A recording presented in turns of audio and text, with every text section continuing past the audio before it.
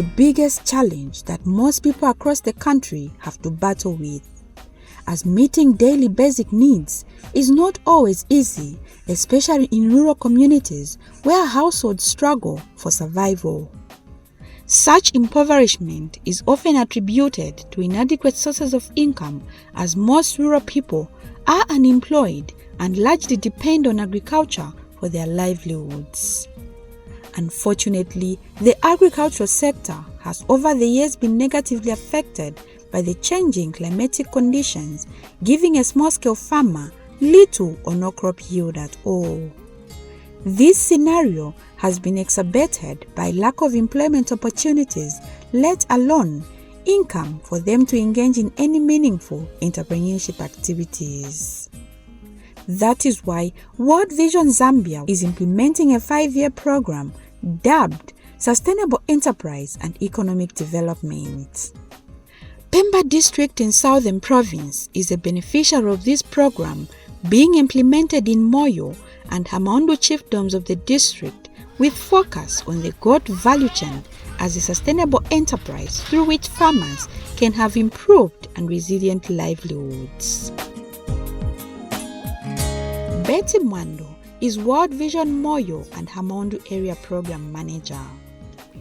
What exactly is the objective of the project, especially when you focus much on the two components of the project, which is the FMNR and the goat value chain? Okay, so as Moyo and Hamaundu Area Programs, one of the programs we're implementing is the Sustainable Enterprise and Economic Development, and whose main objective is to contributing to building improved and resilient households.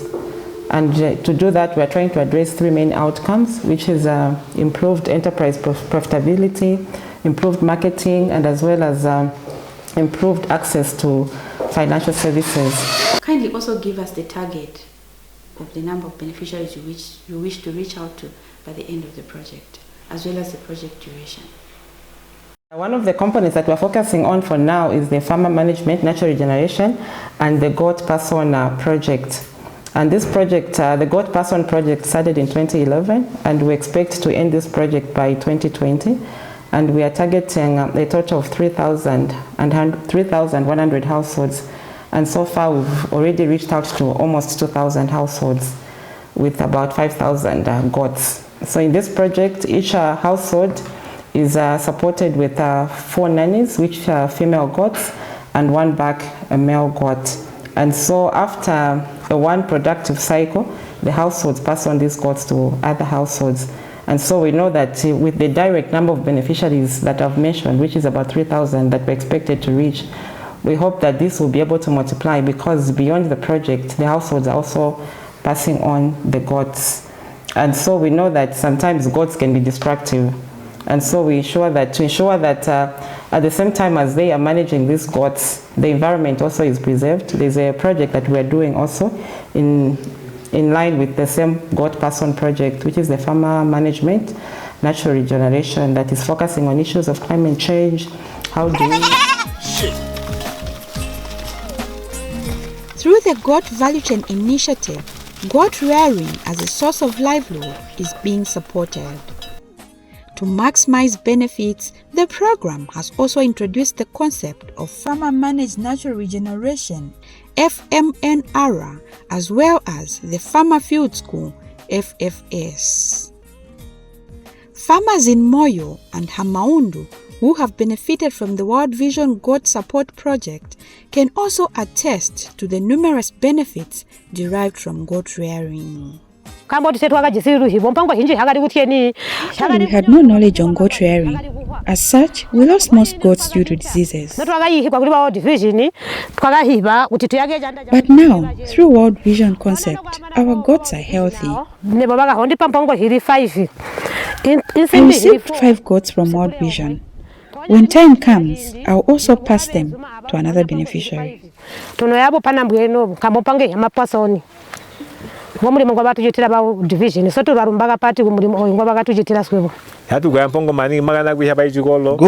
help us raise money to send our children to school. In my case, I'm keeping orphans and able to support them through goat rearing. Before I got these goats, I had no knowledge on goat rearing. But now, I'm skilled and my goats have increased. The goat value chain has also helped most households increase their incomes. Goats have improved our livelihoods. During the dry season, we feed our goats. By December, they will have multiplied.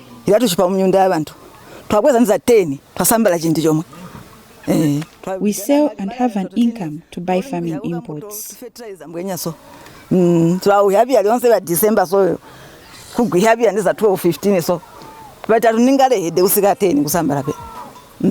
To attain the best value from goat rearing, animal management is essential, and the Farmer Field School has been instrumental in providing this practical knowledge. Different Farmer Field School groups meet on a weekly basis in this manner.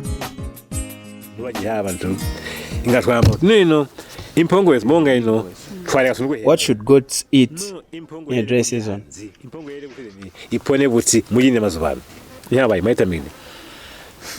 the vegetation is dry, we can feed goats with maize bran in the morning before they go to graze.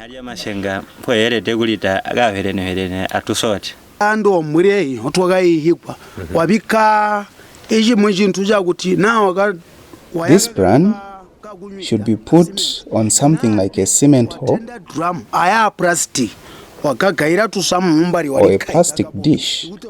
Water should also be provided.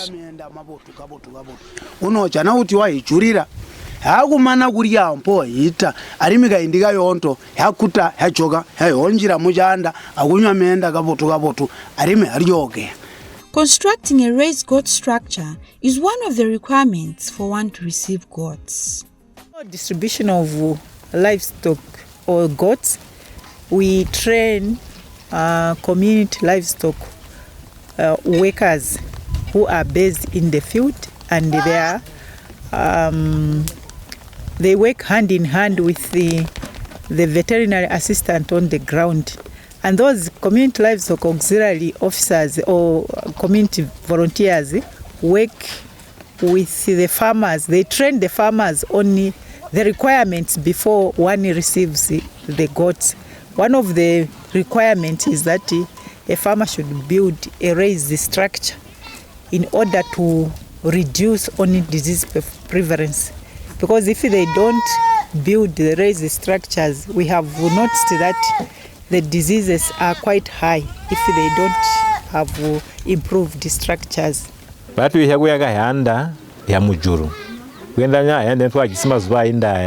raised goat structures which are better than the old houses we used that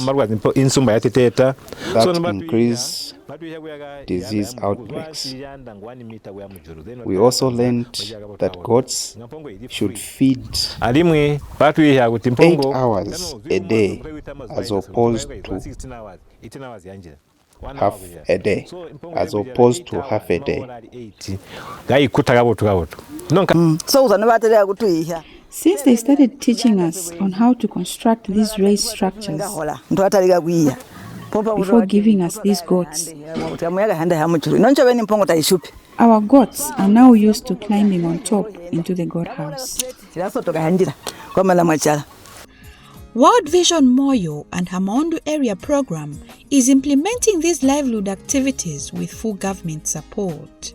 This program World Vision is doing of empowering the people in Moyo and Hamaundu chiefdoms with goats, it's a very good program, because this program will help the people in the district to make sure that their families are helped like children who goes to school.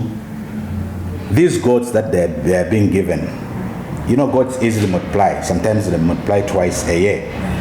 And this is a way that it's a sustainable way of helping the communities. The communities will be able to pay school fees for their children. They will be able to buy sometimes, inputs for their fields. So World Vision is doing a recommendable job. And the government, under the able leadership of His Excellency, the President Edgar Chagwa Lungu, always make sure that the environment in which these NGOs operate is enabling and very conducive. The government cannot be all over at any given time, but with the help from our cooperating partners, the NGOs like World Vision, we'll be able to touch the lives of all the people, especially in our district, Pemba. And the line ministries, especially the Ministry of Fisheries and Livestock, is going to support these people in these communities by making sure that our officers, they go down to help them, give them the knowledge in dipping and what type of vaccines are supposed to be bought so that these goats they're given are disease-free, because they can only be able to multiply if these animals are dipped and if these animals are vaccinated so that they can have no diseases. The District Livestock and Fisheries Department is in full support of the goat rearing activity by providing technical knowledge. The major role, our biggest role here is extension, to provide the extension. So with the coming of the Farmer Field School, that becomes the extension methodologies that have been used years back. We're still using them now. And the modules that were made are for a period. And then after that period, we will review them to see what has worked, what has not worked. In fact, a lot of activities concerning the management of a goat, farmers are seeing themselves. So to us as a camp extension officers, we are change agents.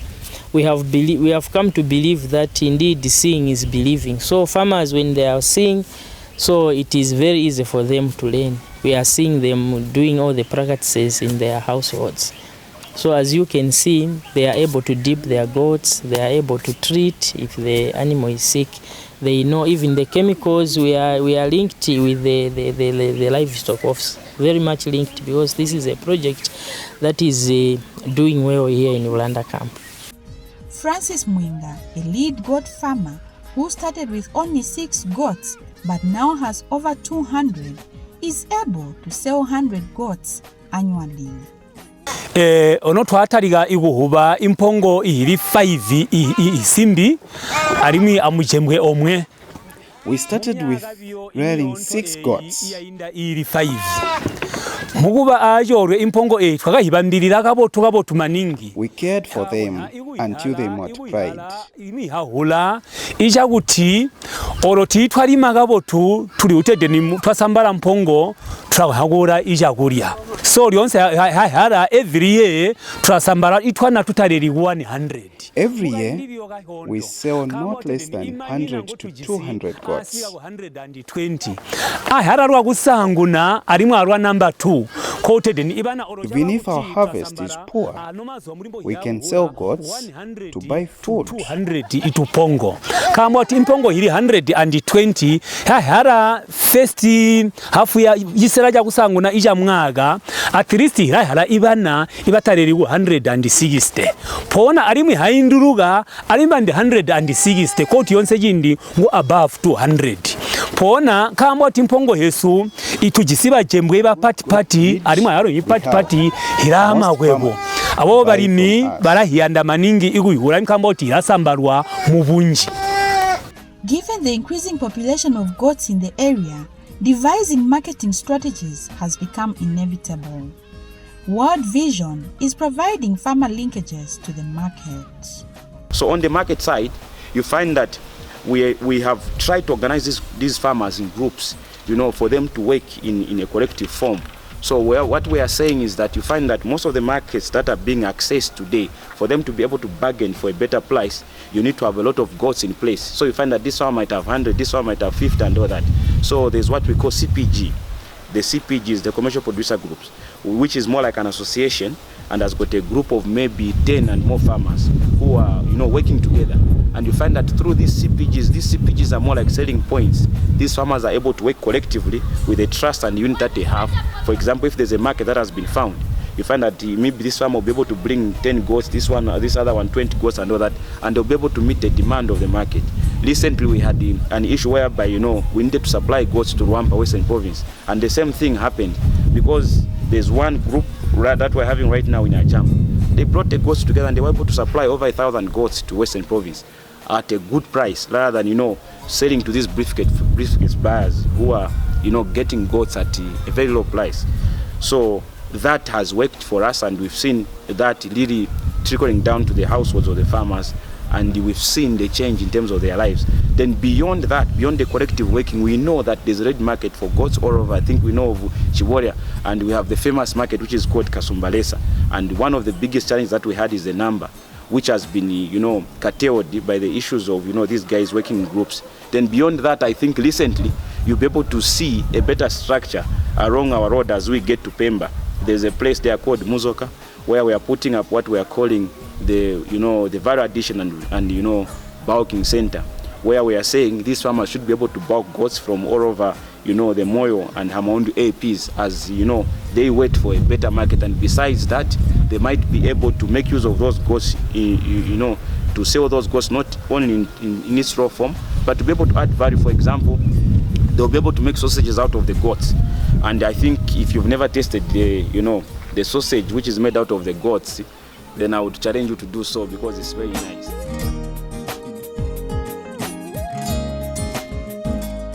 Although forests play an important role in sustaining both human and animal activity, natural forests are gradually phasing out, resulting from deforestation.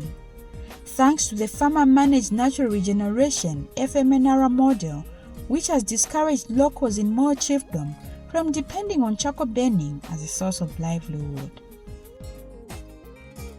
In managing this place, to try to bring it back to its former or its original form. As you can see, most of these trees were once cut down. So the past 2 years, we are trying to see that there is a comeback of the natural forest in this place. To curb indiscriminate cutting down of trees for charcoal production and other purposes, thereby threatening the natural environment, the FMNR members are now engaged in other alternative sources of livelihood. Mary Mujendu of Chief Moyo's area, a member of Luanga FMNR group, earns her income through growing bananas, sugarcane and cassava. Ibantu banji bagari kukonka masamu kupanga marasha. Nobari kupanga marasha tibaga higuti kuri. Many people used to cut trees to make charcoal without knowing the destruction to trees. Not wagabona guti awa aya masamu go to konka. But after learning the dangers of deforestation, twakajita kuti pasa atuye kusimpa ihango yotu kwa hagumbere ponya niyakabora vision. But after learning the dangers of deforestation through the FMNR model promoted by World Vision, forest barajata atuyimirire bya ihango twakataliga kukonga. I started growing bananas, cassava and sugarcane. Kwahanga mwanja kwahanga nzimbe so twakajana bubotu kwa kuhanga ihango kwinda uyokonga marasha akona ura masamu. Geoffrey Mwana has embraced beekeeping, a more profitable economic venture than charcoal burning. Ganya agu gonka masamu muntu kwatola jindijira hunga gonka samu pona obu bulimi bula obya. Time one wastes cutting trees. This type of farming is easier and it's even more profitable than charcoal. 20 liter omwe sipuno omwe olawolwani kwacha inotwalanganya basi puno bali 10. For example, 1 spoon of honey is sold at 1 kwacha. Imagine the profit a farmer can get from a 20-liter container compared to a bag of charcoal, which is equivalent to just 10 spoons of honey. Igujatigiha awaksija niga mugati mubuji ila andigana ila sambalo mumulo. If we stopped charcoal burning in this country and venture into beekeeping, our lives can be better. Twalega gumpa marasha twahuba inzugi koguti imaomeso ayoguba uba. Through the FMNR model, small-scale farmers have also learned the importance of crop diversification.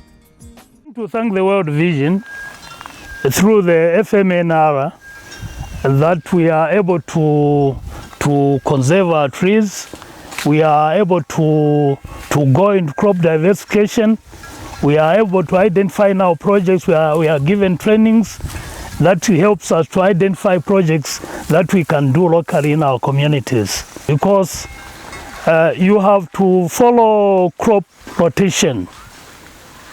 If you don't follow crop rotation, your soil is going to be destroyed in a very short period of time. And all your yield will be coming down every year. So you need to go also to take crop diversification, not just banking on maize. Because maize alone, if you have a drought, you are going to have a lot of problems. Davis Nabutonga, through the FMNR, has been championing the concept of allowing natural trees grow in the farming field as opposed to farming on bare land.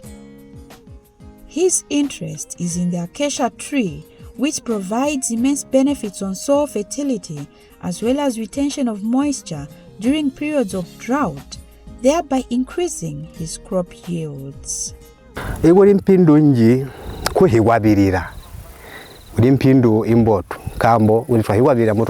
more beneficial to protect the trees because they provide nutrients for the soil, which gives good yield.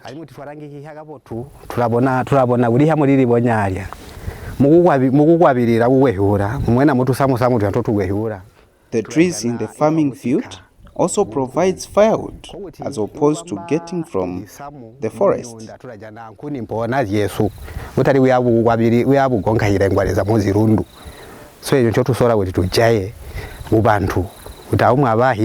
So it's important for all farmers to have trees in their fields.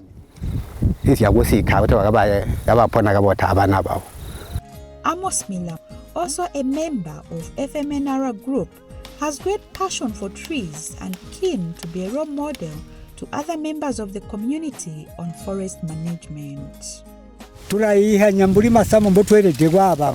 We share knowledge on how to care for trees and how to plant. We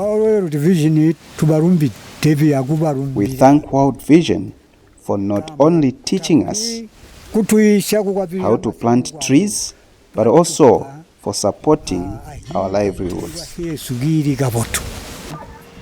FMNR concept has gone further to empower communities with new skills on the use of the brick stove for cooking as it consumes less firewood.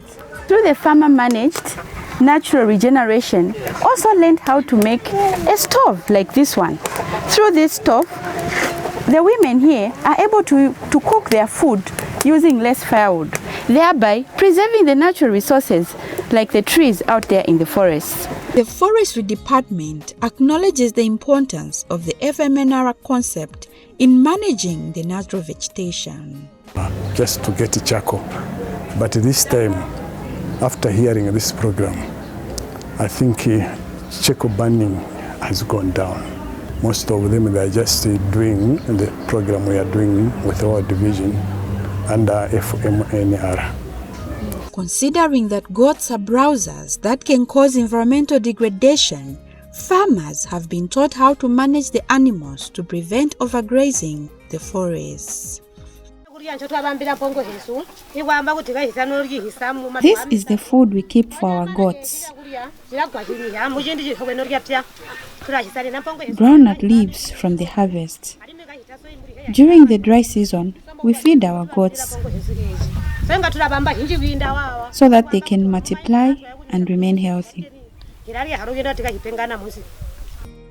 The raised goat housing structure is also made out of carefully selected branches to promote tree regeneration. You don't just cut anyhow, you have to select so that others can remain and the main stem can remain on the ground. Yes. Additionally, we carefully select branches to cut in thick forests to allow trees grow well. When everything has been said and done, the question that arises is that of sustainability. For World Vision, its partnerships with government line ministries guarantees the sustainability of the program. Indisputably, the small-scale farmers of Moyo and Hamaundu area now acknowledge that the goat value chain not only guarantees household incomes, but a sure intervention providing socio-economic development in a more sustainable manner worth replicating in other areas yearning for development. We thank World Vision for this support. It was like God sent. We are so grateful to World Vision for this support. It has really helped us. Without doubt, goat rearing is proving to be a sustainable enterprise which, if harnessed, has the potential to bring about economic fortunes.